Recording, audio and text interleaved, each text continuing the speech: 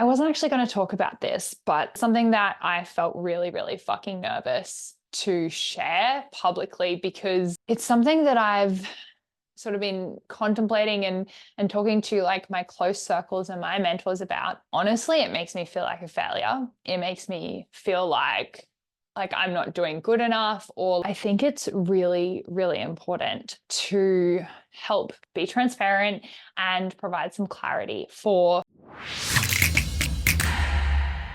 Welcome to Swift Coaches Academy, a podcast dedicated to bringing health and wellness professionals the uncensored truth behind what it really takes to succeed in the health industry with me, your host, Xenia Wood.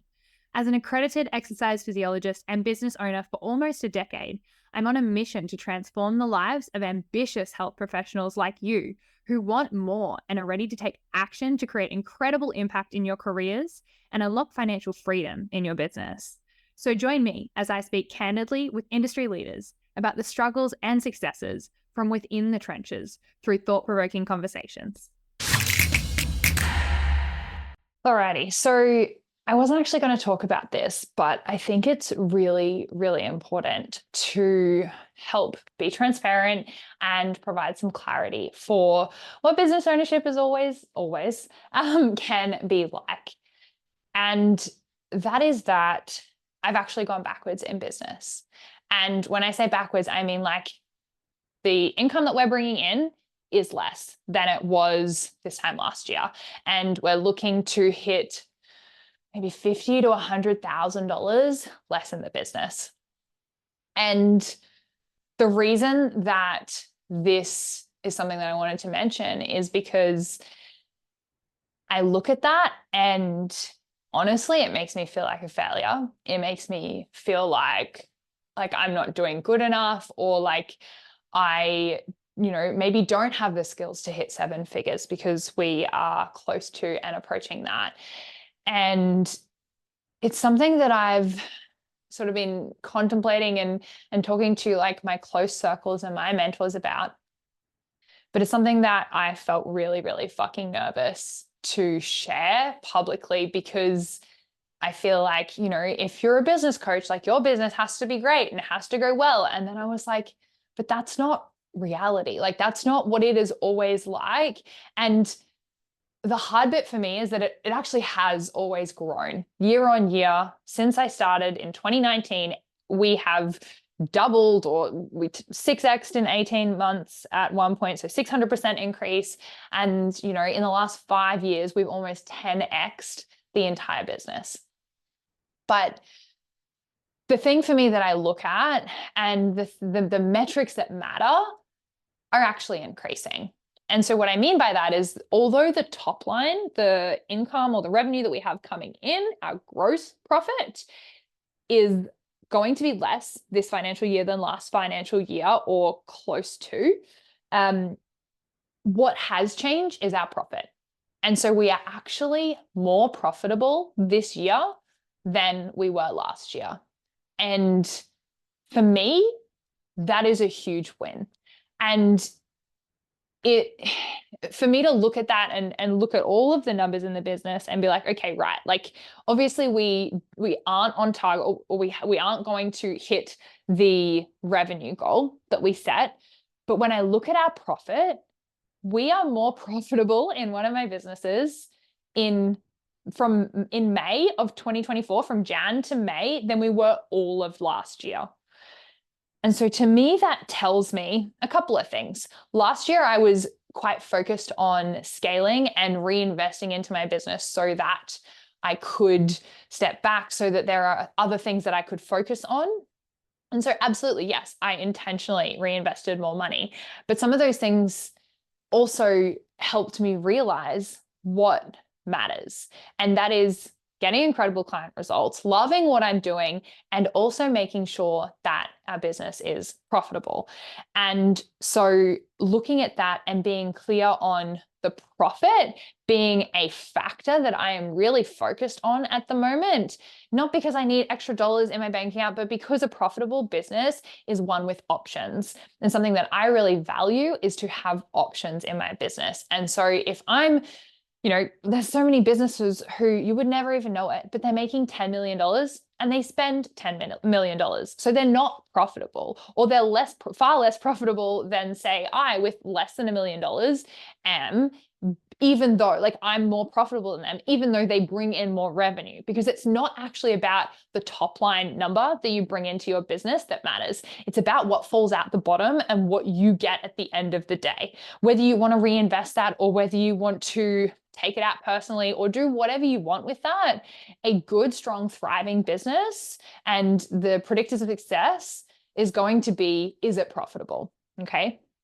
So today I wanted to talk about 3 ways to increase your profit this month without more clients. And these are 3 things that you can do immediately that are going to give you an ROI. So I'm going to make this a pretty short, sharp episode so that you can go and take action on this today and start to bring in some more profit into your business and focus on the metrics that matter, because getting to that next 100,000 or, $250,000 mark and whatever is just like a vanity metric, right? It's just looking at like, oh, like that would be cool. But realistically, from when I was making $75,000 6 years ago to now, where I'm on track to definitely hit $750,000, like not much has really changed. I'm not living this crazy lavish lifestyle by choice.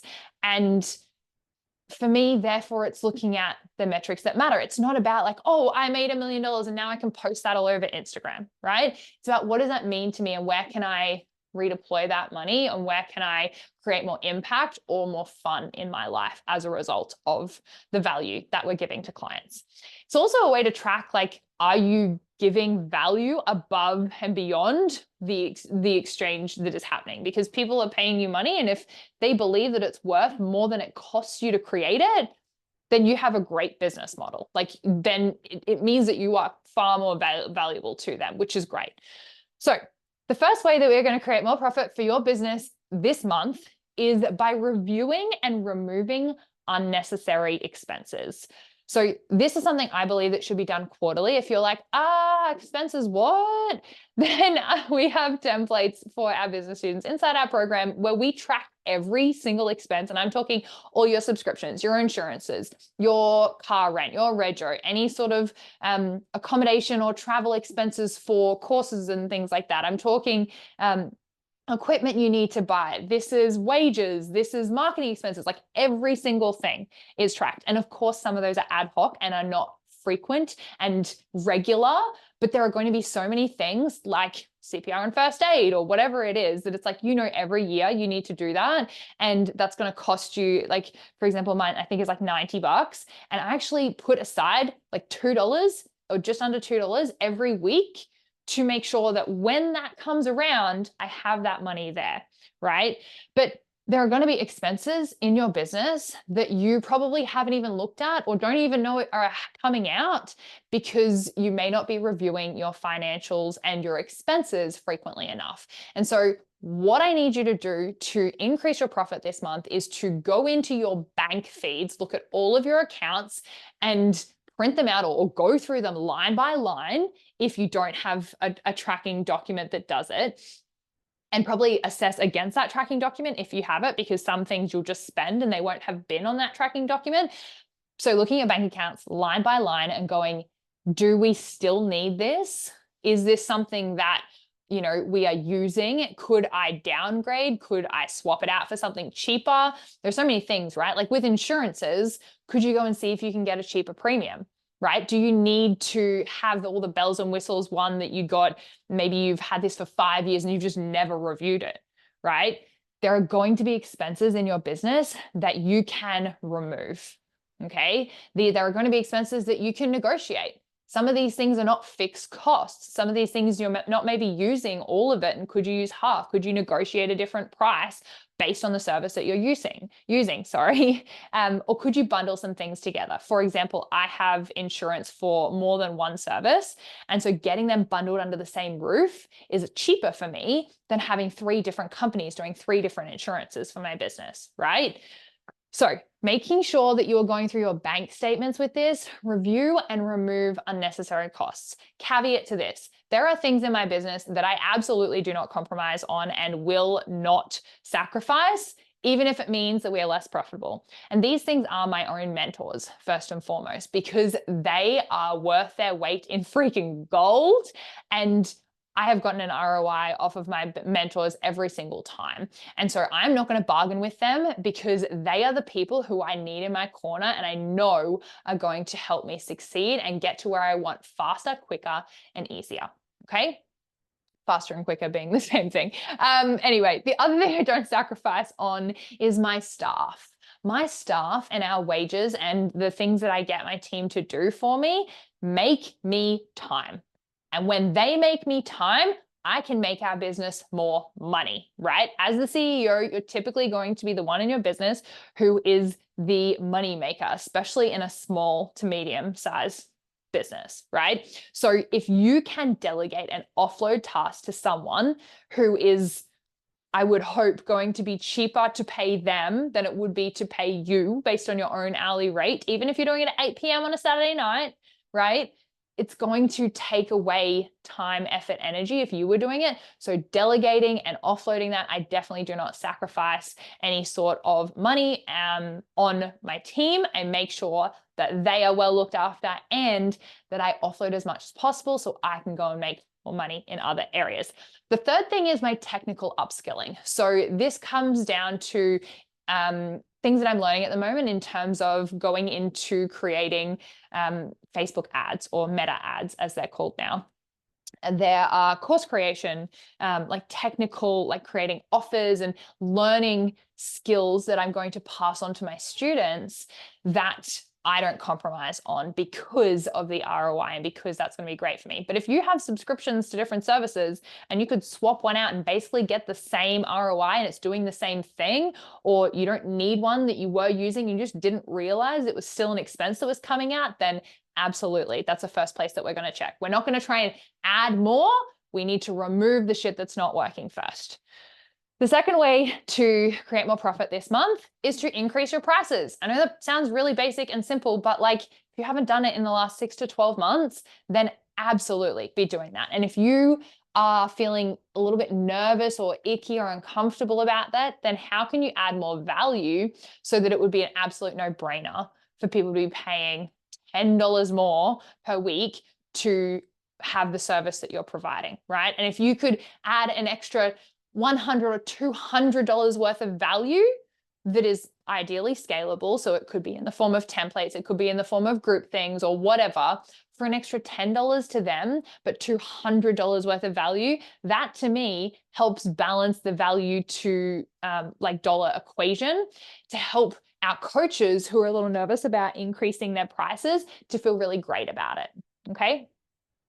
The second thing on increasing prices is that if you have clients who are already in commitments or agreements or contracts or whatever, then legally you need to give them, I believe it's 30 days notice for price rises. And if they say no, thank you, then you have to allow them out of that agreement, right? So you get to choose whether you're going to keep those people who have made those commitments on the same price, which is typically what I recommend for our students, or if it's like, okay, like I really need to do this. I know I'm going to lose some clients, but it's going to allow me to get more time, or it's working towards my goals.